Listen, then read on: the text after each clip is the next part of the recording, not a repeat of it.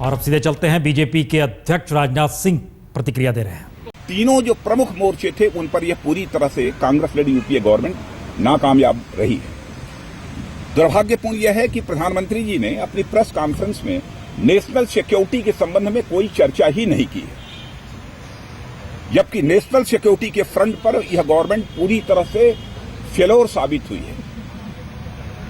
और जो इंटरनल और एक्सटर्नल सिक्योरिटी क्राइसिस है इस देश के समक्ष, इस इंटरनल और एक्सटर्नल सिक्योरिटी क्राइसिस के चैलेंज को मीट आउट करने के लिए इनकी गवर्नमेंट ने क्या कदम उठाए हैं, इसकी अपनी प्रेस कॉन्फ्रेंस में उन्होंने कोई चर्चा नहीं की है।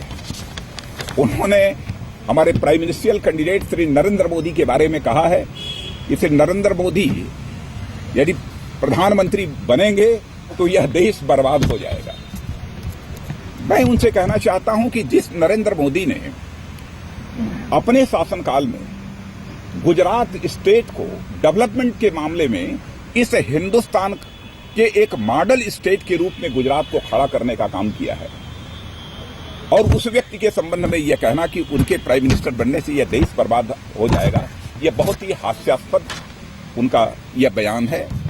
और मैं यह कहना चाहता हूं कि जो उन्होंने कहा कि जिस व्यक्ति के शासनकाल में दंगे हुए हैं उसको इस देश का प्रधानमंत्री नहीं होना चाहिए, तो जबकि 2002 में जो कुछ भी वहां पर हुआ दुर्भाग्यपूर्ण था, दुखद था, इसमें कहीं दो मत नहीं है। लेकिन जब एसआईटी ने क्लीन चिट दे दी है, कोर्ट ने क्लीन चिट दे दी है, उसके बाद प्राइम मिनिस्टर के द्वारा इस प्रकार का स्टेटमेंट देना यह बहुत ही दुर्भाग्यपूर्ण है। और प्राइम मिनिस्टर के इस स्टेटमेंट को मैं कंडेम करता हूं, मैं इसकी निंदा करता हूं। और साथ ही उन्होंने कहा है कि सभी का विकास हुआ है। अब यह बात हमारी समझ के परे है कि कैसे सभी का विकास हुआ है। रोजगार के नए अवसर सृजित नहीं हो पाए, पर कैपिटा इनकम भी इन 10 वर्षों में जितनी बढ़नी चाहिए थी वह नहीं बढ़ी है। ह्यूमन डेवलपमेंट इंडेक्स का भी जो ग्रोथ होना चाहिए था वह इनके शासनकाल में नहीं हुआ है। सबका विकास कैसे हुआ है यह बात हमारी समझ के परे है। बल्कि इस सच्चाई को भी कोई नकार नहीं सकता है कि कांग्रेस लेड यूपीए गवर्नमेंट के शासनकाल में इकोनॉमिक डिस्पैरिटी, इनकम डिस्पैरिटी, आर्थिक विषमता इस देश में तेजी के साथ बढ़ी है। सब मिला जुला कर यदि मुझे कहना हो तो मैं कह सकता हूं यह गवर्नमेंट हर मोर्चे पर पूरी तरह से विफल रही है। प्रधानमंत्री जी ने यह भी स्वीकार किया है कि सत्ता के 2 केंद्र हैं। भारतीय जनता पार्टी तो पहले से ही यह कहती रही है कि प्राइम मिनिस्टर अकेले पावर सेंटर नहीं है इस गवर्नमेंट के, बल्कि 2 पावर सेंटर हैं। जो कुछ भी भारतीय जनता पार्टी कहती रही है सचमुच उसी को आज अपनी प्रेस कॉन्फ्रेंस के माध्यम से प्राइम मिनिस्टर ने जस्टिफाई करने का काम किया है।